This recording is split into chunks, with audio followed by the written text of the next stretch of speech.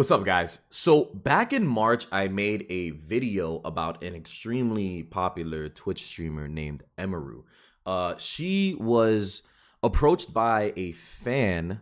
Let me actually just change that. She was approached by a fan who had apparently been watching her IRL stream, realized that he knew exactly where she was, and decided to approach her and her friends in order to try and confess his love to her.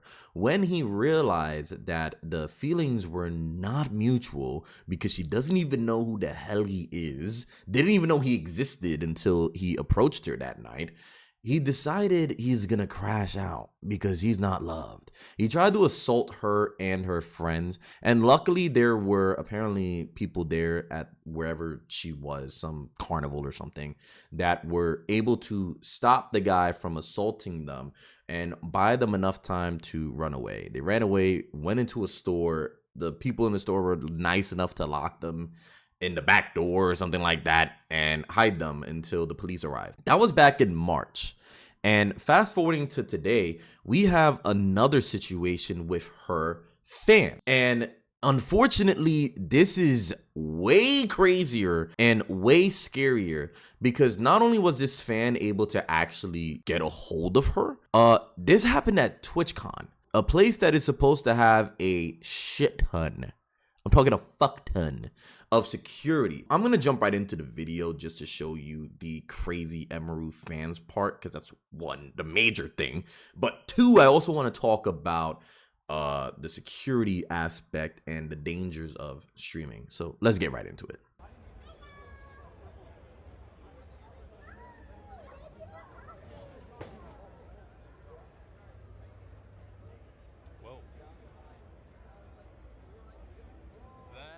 Crazy, holy shit, what the fuck was that?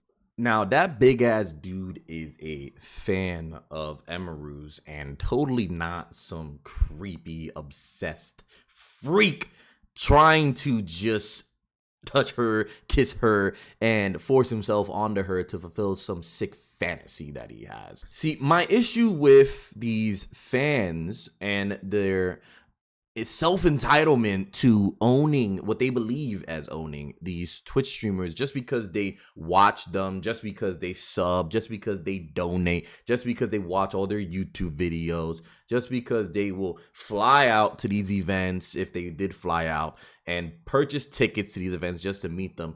They feel like these Twitch streamers owe them in anything more than just a thank you. And sometimes these people, the streamers, they don't even owe their fans a thank you because it's not proper in terms of the exchange that they want. Why does Emaru owe you anything if you believe everything that you're doing is going to get you something out of, in return, as opposed to just supporting her because you're a fan?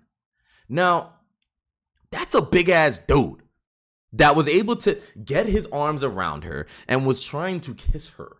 And Emaru had made a statement on the situation because this is a crazy ass moment. And she even says, well, one, first off, she's okay, which is amazing. Thank you, God, I guess you could say, right? She wasn't injured. But she was assaulted by that big ass dude who was allowed to cross multiple barriers at TwitchCon and even in front of another creator's meet and greet line to grab Emaru and grab her by the face and try to kiss her. Now, after that security guard that you saw had shoved him away, he was able to just leave. He was able to just walk out of TwitchCon, which is fucking crazy because I don't know about you guys, but I personally had already seen that Twitch had said that they were going to amp up their security because of the increasing amount of concern people have had. Now, the man you saw in the video that had shoved the fan, that security guard, wasn't one of Twitch's security guards. No, that was Emaru's personally appointed security guard. And she even stated previously on Jason the Ween stream, I believe it was, that she is no longer allowed to bring her favorite security guard to the event because for some reason he was banned for doing his job. I had a security guard 2 years ago where there was a guy following me around TwitchCon, and he like asked him to stop multiple times. My guard asked him, and the guy wouldn't stop. So he grabbed the guy, but he didn't like hurt him.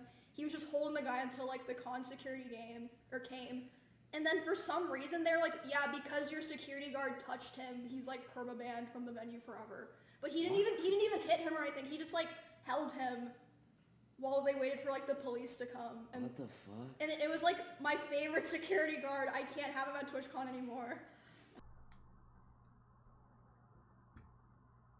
Don't worry, Emeru. You don't need your security guard that did his job perfectly like he was supposed to, you know, protecting you. You had TwitchCon security. All right? As you guys saw in the previous video, all those security guards that tackled the guy before he could even get close to Emeru, yeah, those guys, TwitchCon security, they're on the case. They're gonna take care of you, Emeru. Don't worry. You are gonna be safe, I promise you. Now, obviously, I'm joking. TwitchCon security didn't do shit. In fact, I don't even know who or what security they have because in this video, there literally is no one other than her own guy. Now, unfortunately, for Twitch's sake, it is on video, and Emeru's not gonna back down. You see, she put in her message already that there wasn't any security guards that had stepped in other than hers, even though there were security guards around. They just didn't react. I guess having no security is bad, but having security that won't try to actually secure the place might be worse. Okay, that might be a lot worse than actually not having anybody there.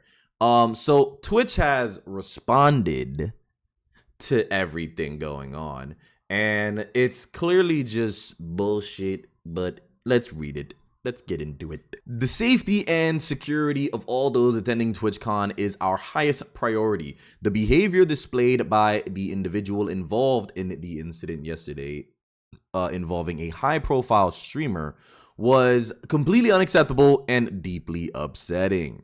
In line with existing TwitchCon security protocols, law enforcement and event security were on site and responded to the incident. We immediately blocked this individual from returning to TwitchCon premises, and they are banned indefinitely from Twitch, both online and in-person events. We are coordinating with the impacted creators team and, per our standard protocols, continue to cooperate with any law enforcement investigations. That sounds like they did their job, right? Wrong. They didn't do their fucking job, because if I go over here and show you guys the rest of Emeru's statement, it clearly shows here in the highlighted blue. In Twitch's statement, they said that the guy was immediately caught and detained. I'm sorry, but that is a blatant lie. He was allowed to walk away from the meet and greet and didn't hear he was caught until hours after he attacked me. And it felt like this only happened because of my manager pressing for it, not because TwitchCon staff present thought it was a big deal. And if you guys are gonna just say this is a he said, she said situation, boy, do I have the absolute video for you. You see, there is actually a video of the man that had assaulted Emeru leaving the venue by himself on his own accord. No one dragged him out. It wasn't authorities. He wasn't in handcuffs. He just walks out on his own. So let's check that out.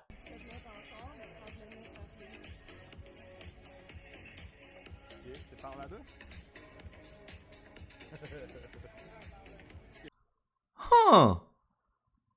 Well, that's crazy. That guy looks pretty damn familiar compared to the guy that just had assaulted Emeru. In fact, I don't know. Maybe we should just look at the video again to see if that dude that we just saw matches the description of the guy in the video. Yeah, here's the guy that had grabbed Emeru, clearly putting his entire body on her, but showing off the fit. And here is the man walking out without any security or police apprehending him. Notice the plaid short sleeve shirt, the jeans, and the boots he's wearing, because holy shit, is that a plaid short sleeve shirt with jeans and I don't look like boots, but fuck it, it's the same damn thing either way. Now, we all know that Twitch is going to do whatever they can to try and save face. No, they did not control the man's movements, so they can't control when people do weird and crazy shit. But they did say they were going to up security, and they do make an emphasis on trying to protect their streamers. Unfortunately, this happened, right? Unfortunately, this man decided to do what he did, but also, unfortunately, the security that Twitch had did fucking nothing. And unfortunately, now Emeru has stated that she will not be doing another TwitchCon. Rightfully so. She doesn't need to go through any more trauma. That is twice in 1 year she has been put in potentially life-threatening situations because of the fact that her fans are fucking crazy and obsessed over her. And these incidents happen so often nowadays. It's extremely concerning. There was 2 weeks ago a Korean streamer that had unfortunately lost her life because of a viewer that had pretended to be this big shot businessman, donated $70,000 in total to her. He had decided, when she said that she had not wanted nothing to do with him, he decided he was going to take her life.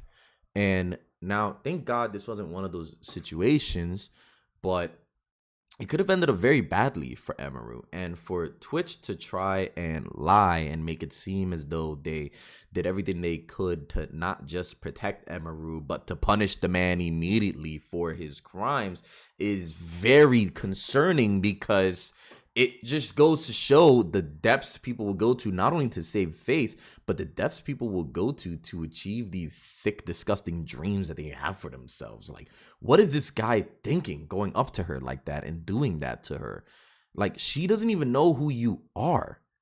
We need to start taking this seriously, okay? It's not, streaming for female streamers is not safe. And it hasn't been for a very long time, and people are becoming so emboldened by their obsessions now that they are just acting on it in front of whoever, wherever, whenever they can. And we need to really, as a community, not just Twitch, but everyone in the space, her fans, her viewers, other content creators, everyone with a platform, even if it's very small like this one, for now, we all need to come together, okay? Twitch needs to state straight up, bro, stop.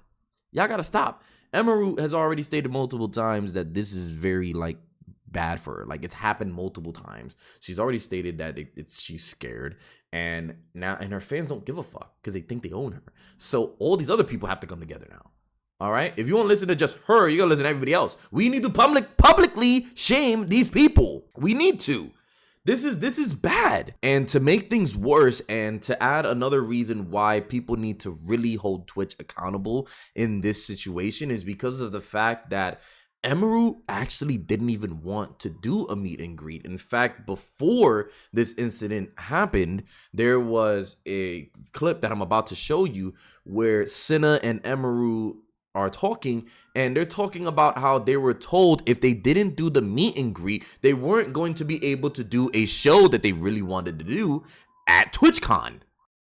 So I had to cancel my meet and greet because of the stuff, but in order to, I can't cancel my meet and greet and not cancel her show because of the fact that the reason I cancel my meet and greet is I don't want to be in the same place for 2 hours because of people being weird. Okay. And then I'm under contract with them, so I can't cancel one and not cancel the other. Interesting. Oh.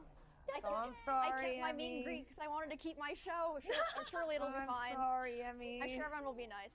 So Cinna and Emeru both tell Twitch that they don't want to do the meet and greet because they have serious concerns about their fans. And well, they're fans. They're obsessed, disgusting, freak fans that see them nothing else but a little doll that they're giving all this money to so they can own. They're concerned about these people, and Twitch says either you do the meet and greet, you're forced to be with the people you're scared of and concerned about, or you lose something that you really want. That's fucked up. And that's the part where I say we all have to come together. Twitch needs to stop being so goddamn greedy and money hungry, because you're forcing people into situations that, like I've been saying multiple times, could have been potentially life threatening. Weapon or no weapon, like some people are saying the man could have had a weapon, doesn't matter. The dude is huge compared to Emeru. He could have easily just done whatever he wanted in that moment. And it would have, there was not enough time between when he started to touch her to when that one security guard stepped in. There wouldn't have been enough time for anyone to stop him if he had really ill intent.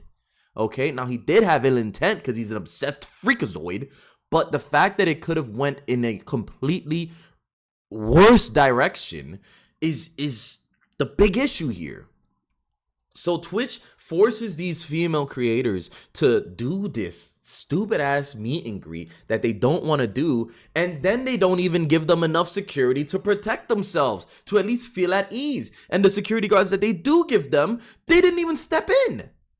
Hold Twitch accountable. Hold these freaks that think they can just go up to their female streamers and do whatever the hell they want to them with them because they gave them a little bit of fucking money, or they just watch all their streams. Hold everybody accountable. We don't want any more female streamers to lose their life just because someone has feelings for them.